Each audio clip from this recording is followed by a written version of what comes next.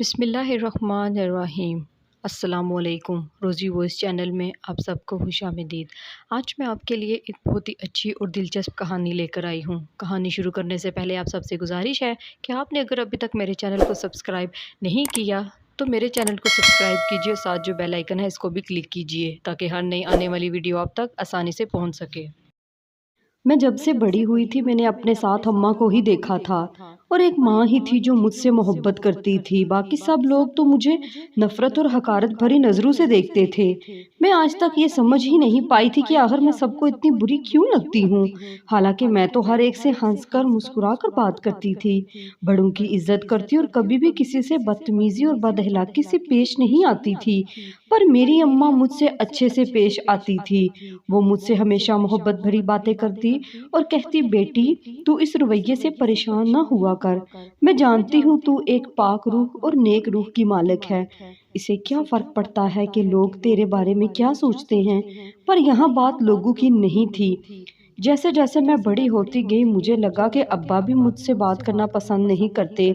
एक रात घर पर नहीं थी, वो अम्मा अपने किसी रिश्तेदार से मिलने गई थी क्योंकि वो फोत हो चुकी थी तो उनके घर अफसोस के लिए गई थी। मुझे बहुत डर लग रहा था, मैं अपने कमरे में अकेली थी। ऐसा लगता था जैसे अभी कोई आ जाएगा।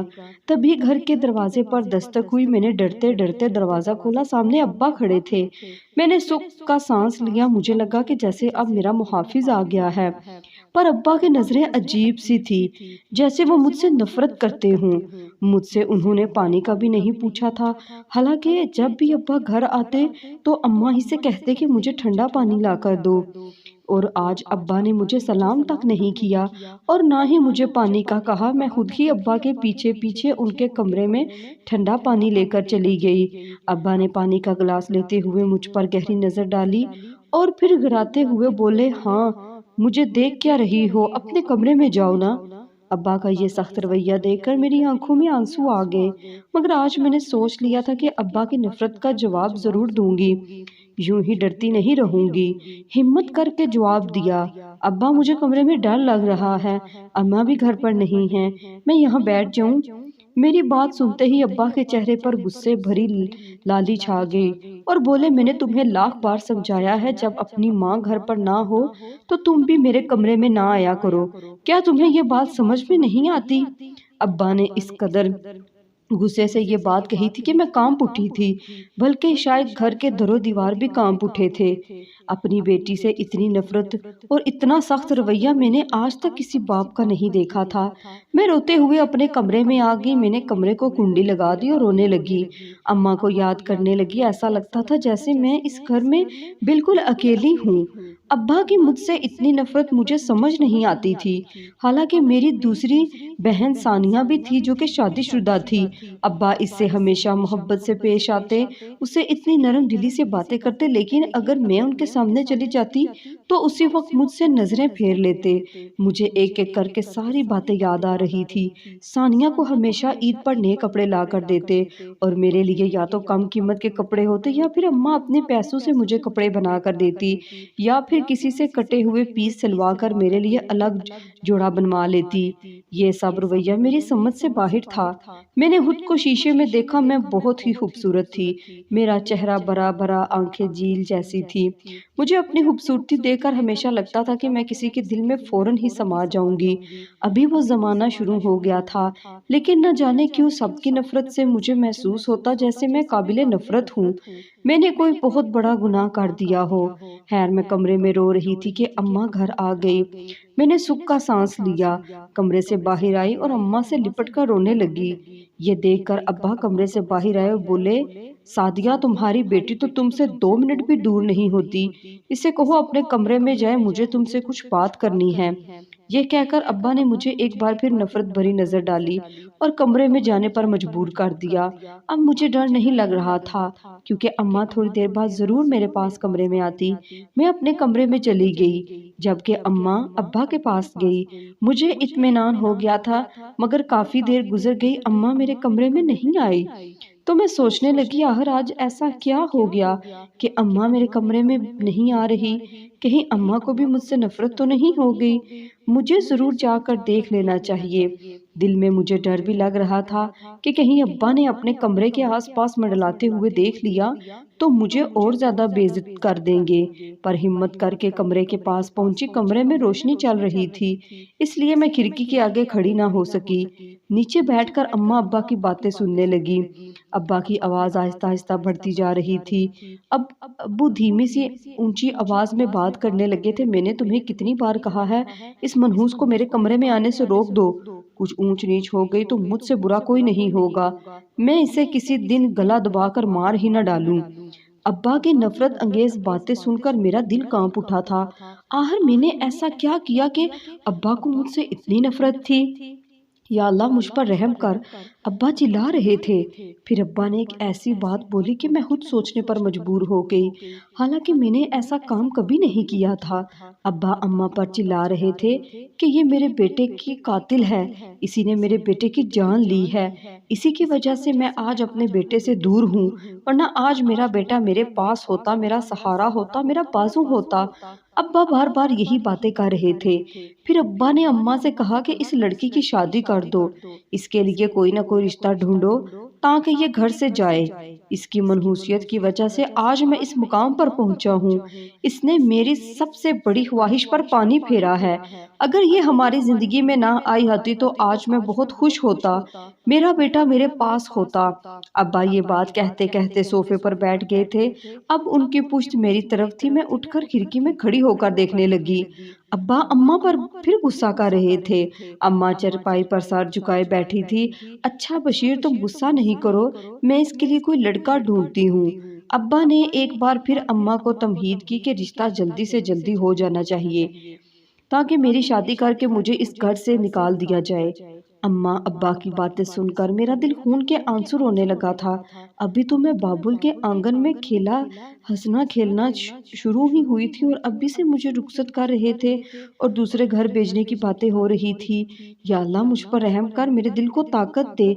मैं अल्लाह से यही दुआ करती अपने कमरे में आ गई। मुझे अभी भी अम्मा के आने का इंतजार था। मैं जानती थी कि वो मुझसे ये बात छुपा लेंगी, मगर फिर भी कोई ना कोई मालूमात तो मिल ही जाएगी।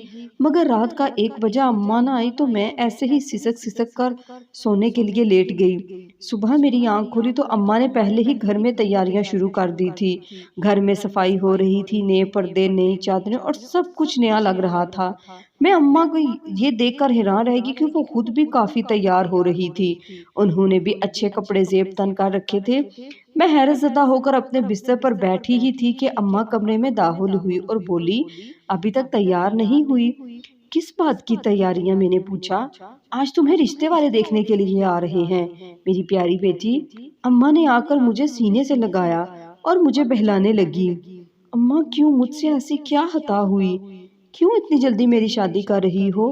बेटी लड़कियों को तो अपने घर जाना ही होता है। तुम इस बात को बुरा ना मानो, ये तो तुम्हारे भले के लिए हम कर रहे हैं। वरना तुम तो जानती हो आजकल लोग खर्चे के डर से बेटियों की शादी ही नहीं करते। अम्मा ने मुझे कुछ ऐसी बातों में लगाया कि मैं सोचने पर मजबूर हो गई कि शायद वाकई अब्बा भी मेरे भले के लिए ही कह रहे होंगे। इसलिए मैं भी खामोश हो गई और अम्मा से ताउन करने लगी। थोड़ी देर बाद अम्मा ने मुझे अपने कमरे में बुलवाया, एक अच्छे से कपड़े पहनने को दिए और कहा कि मेहमानों के सामने तमीज से बैठना, ज्यादा बातचीत नहीं करना और अपनी नजरें झुका कर रखना। अम्मा की दी हुई हदायत पर अमल करते हुए मैं रिश्ते वालों के सामने गई थी, मगर ये लोग मुझसे बातचीत करना चाह रहे थे। बार बार मुझसे अजीब और गरीब सवालात करते और कहते कि तुम इतनी खूबसूरत हो क्या? तुमने कभी किसी से दोस्ती नहीं की? कैसे लड़के पसंद हैं? ये बातें सुनकर मेरे दिल टूट गया था। क्या ये लोग मुझे बुरी लड़की समझ रहे थे, जबकि मैं ऐसी नहीं थी। खैर ये लोग बहुत खुश हुए मेरी खूबसूरती देखकर, कहने लगे कि ऐसी खूबसूरत बहू ही हमें अपने बेटे के लिए चाहिए थी। मैंने अम्मा को बताया कि मुझसे ऐसी वैसी बातें कर रहे थे। अम्मा हंसकर बोली, तू इतनी खूबसूरत है इसलिए सब तुझसे ऐसा ही पूछते हैं, वरना और कोई बात नहीं। रिश्ते वाले चले गए जबकि मैं उनके सवालों में उलझ कर रह गई थी। सिर्फ रिश्ते वालों ही नहीं, और भी ऐसे कई लोग थे जिन्होंने मुझसे ऐसे सवालात किए जो मुझे परेशान करते थे। जब भी अम्मा मुझे रिश्तेदारों से मिलने नहीं देती थी, कहीं शादी ब्याह होता या मिलाद की महफिल होती और मैं वहां जाने की बात करती, तो अम्मा कहती कि तू वहां मत जा, तुझे तंग करेंगे। अब मेरी समझ में आया था कि लोग मुझे क्यों तंग करेंगे। मुझसे अजीबोगरीब सवालात पूछकर सब यही समझते कि असल में वो मेरे किरदार की तस्दीक कर रहे हैं, पर ऐसा नहीं था, बात कुछ और थी। क्योंकि मैं तो अव्वल दिन से ही अपने घर में कैद रही थी, मैंने आज तक किसी लड़के का मुंह नहीं देखा था। फिर ऐसा क्यों था? सबको लगता था मैं ही बद किरदार हूँ, मेरा किरदार अच्छा नहीं है और मैं चाहकर भी इन लोगों के दिलों में जगह नहीं बना सकती। बहरहाल वो दिन गुजर गया। बड़ा खूबसूरत दिन था। जब मैंने अच्छे कपड़े पहने उन लोगों के सामने गई, उनके सवालों के जवाब दिए। मैं खुश थी कि शायद मेरी शादी हो जाएगी और मुझे अगले घर मोहब्बत मिलेगी, क्योंकि इन लोगों ने मुझसे काफी खुश अखलाकी से बात की थी। अम्मा भी खुश थी, बोली कि मेरी बेटी का ब्याह हो जाएगा तो बहुत सुखी रहेगी। इस घर में तो मैं तुझे रिश्तेदारों से भी नहीं मिलवा सकती, सभी लोग तुझसे बहुत ज्यादा नफरत करते हैं। मैं खामोश हो जाती। मुझे अपनी नफरत का सबब जानना था। ऐसे नहीं, मैं पहले शादी होकर दूसरे घर जाना चाहती थी, इसके बाद मैं अपने लोगों से पूछती, मिलती जुलती, तो ही मुझे सब कुछ पता चलता। फिलहाल तो अम्मा की कैद में थी। अम्मा ने मुझे सबसे छुपाकर साथ पर्दों में रखा हुआ था, पर मेरी उम्मीदें उस वक्त खाक में मिल गई थी जब काफी दिन तक उन लोगों ने हमें कोई जवाब ही नहीं दिया था। अम्मा भी बहुत ज्यादा परेशान थी। एक दिन मोहल्ले की नसरीन भाजी से कहने लगी कि चलो आज हम खुद उनके घर चलते हैं, उनसे बात पूछाते हैं कि आप दोबारा हमारे घर क्यों नहीं आए। नसरीन ने अम्मा को मना भी किया कि बेटी वाले खुद किसी के घर चलकर नहीं जाते, पर फिर भी अम्मा मेरे लिए सब करना चाहती थी। उन्होंने जाकर रिश्ते वालों से पूछा तो आगे जो जवाब मिला उसने अम्मा का भी दिल तोड़ दिया। वो तो शायद मुझे कभी ना बताती अगर मैं धमकी ना देती कि मैं जाकर ये बात अब्बा को कह दूंगी। अम्मा मुझसे कहने लगी कि उन लोगों ने तुम्हारा रिश्ता लेने से इनकार कर दिया है। वो कहते हैं कि मोहल्ले वालों से उन्हें कुछ अजीबो गरीब बातें तुम्हारे बारे में सुनने को मिली हैं। बस बेटी, ये दुनिया ऐसी ही है। अम्मा तो खामोश हो गई, पर मैं समझ नहीं पाई कि मैं मोहल्ले भर में बदनाम क्यों हूँ। मैंने जब से होश संभाला है आज तक किसी को नजर उठाकर नहीं देखा, पर लोग मुझसे इतनी नफरत भी करते थे। बहरहाल बात खत्म हो गई। मैं अपनी जिंदगी में आगे बढ़ गई थी, क्योंकि इन रिश्ते वालों को ना ही मैंने देखा था और ना ही मुझे उनसे कोई हाथ लगाव था। यानी मैंने अपने होने वाले शोहर को नहीं देखा था, तो मुझे कोई मलाल भी नहीं था। बहरहाल अम्मा ने दोबारा मेरे लिए रिश्ते की तैयारी शुरू कर दी। अब्बा भी इन बातों पर काफी होते, कहते इसका तो अभी तक एक रिश्ता भी नहीं हो पाया, जबकि मेरी बेटी तानिया के रिश्ते आते थे तो फौरन ही वो लोगों को पसंद आ जाती थी। अब्बा की नफरत भरी बातें सुनकर मेरा दिल टूटने लगता था और मैं खामोश रहती, क्योंकि मैं जानती थी मेरे बोलने से कुछ भी तब्दील नहीं होगा। एक हफ्ते के बाद अम्मा मेरे लिए दूसरा रिश्ता लेकर आ गई।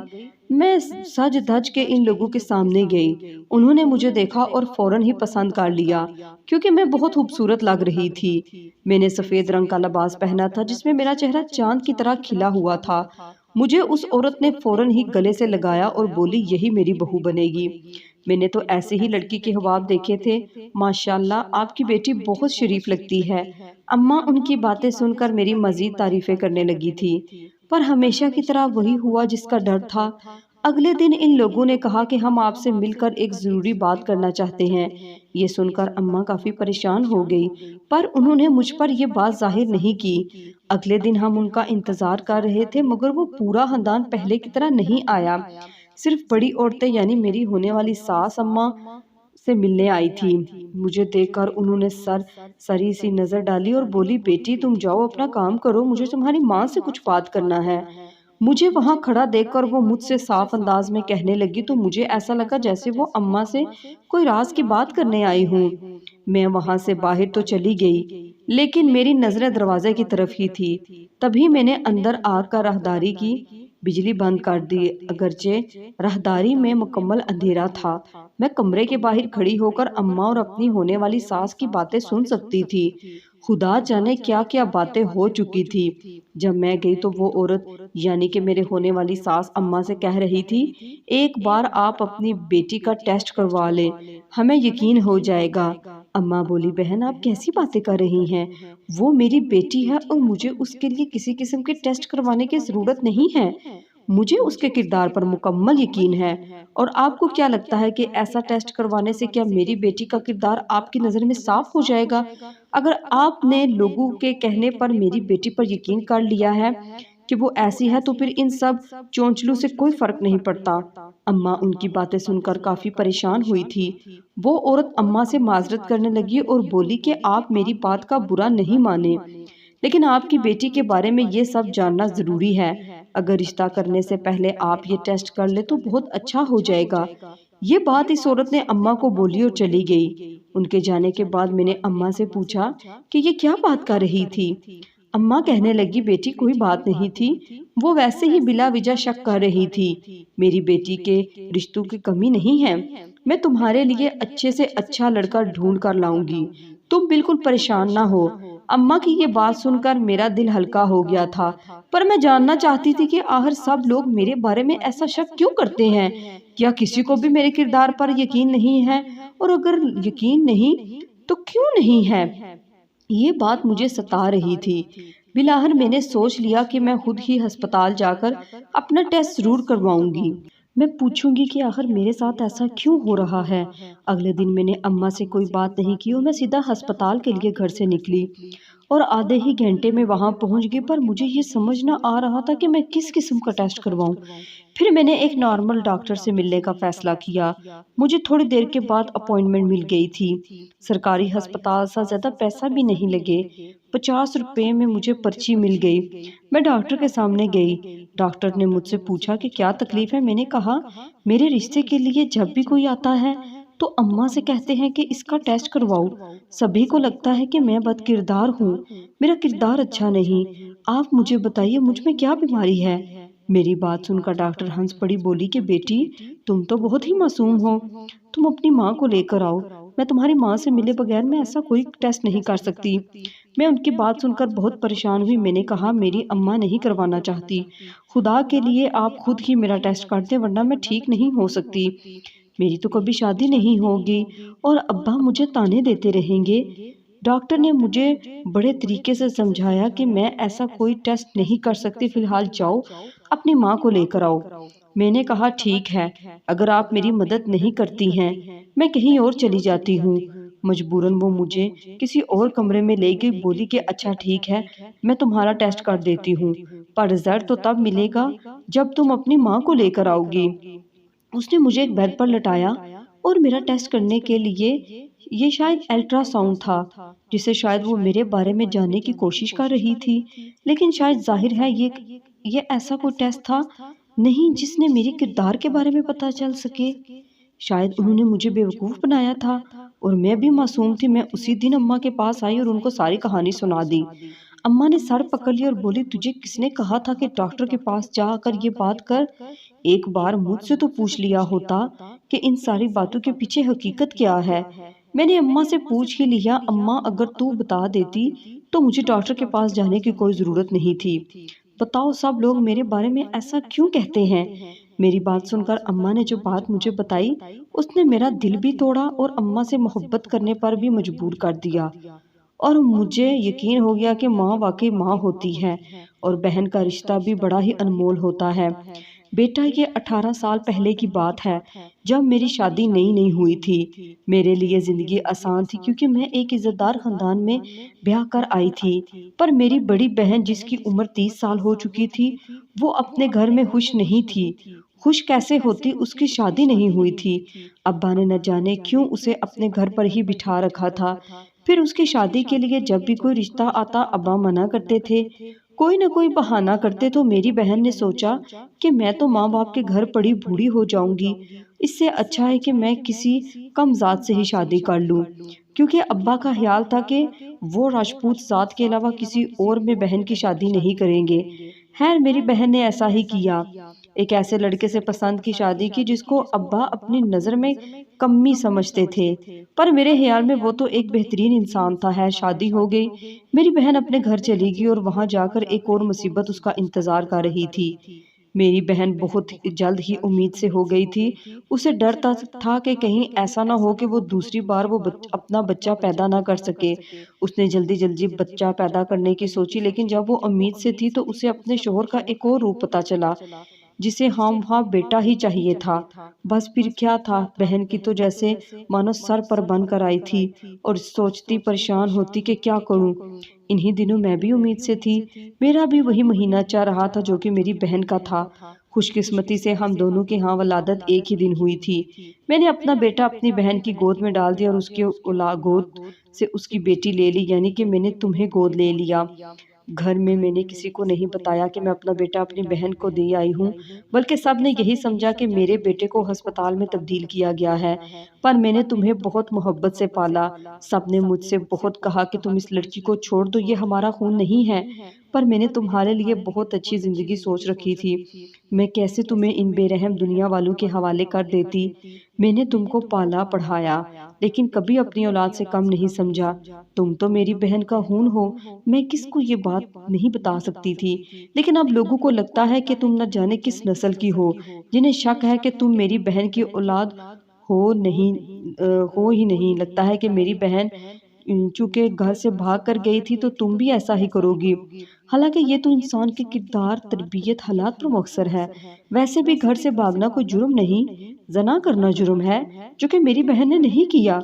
वो तो एक आला किरदार की लड़की थी, वरना 30 साल तक सब्र क्यों करती, अपने बाप का इंतजार क्यों करती कि वो इसकी शादी करे। हकीकत तो ये है कि वालिदैन औलाद को इस पहुंच पर ले आते हैं कि वो उनके खिलाफ जाकर फैसला करे और फिर अपनी औलाद को कोसते फिरते हैं कि उन्होंने गुनाह कर लिया। हालांकि ये सरासर गलत है और औलाद के हकूक के मुनाफी है। मेरी बेटी, तुम टेस्ट करवाने क्यों गई थी? अगले दिन मैं अपनी वालदा के साथ गई और वहां से रिपोर्ट लेकर आई। रिपोर्ट में तो ऐसी कोई बात नहीं थी। कुछ ही दिन गुजरे थे कि मेरे लिए एक और रिश्ता आया और उस लड़के ने मुझे देखते ही पसंद कर लिया। लेकिन मैंने इस बार खुदा का शुक्र अदा किया कि उसकी माँ ने बिल्कुल भी मेरे किरदार पर शक नहीं किया था, बल्कि मेरी माँ की दुआएं, इस तरह कहें कि मेरी सगी माँ की दुआएं रंग ले आई और मेरी शादी उस लड़के से हो गई। मैं आज भी जब अपनी माँ के बारे में सोचती हूँ तो मुझे बहुत खुशी महसूस होती है। हालांकि वो मेरी सास थी, हालांकि वो मेरी खाला थी, लेकिन उन्होंने मुझे एक माँ से भी बढ़कर ज्यादा प्यार दिया।